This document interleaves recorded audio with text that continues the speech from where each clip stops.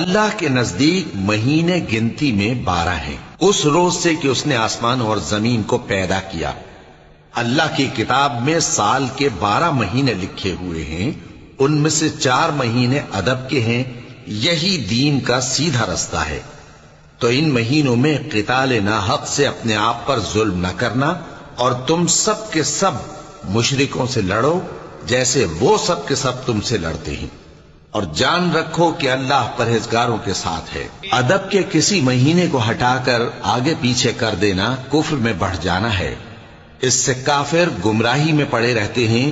ایک سال تو اس کو حلال سمجھ لیتے ہیں اور دوسرے سال حرام، تاکہ ادب کے مہینوں کی جو اللہ نے مقرر کیے ہیں گنتی پوری کر لیں، اور جو اللہ نے منع کیا ہے اس کو جائز کر لیں۔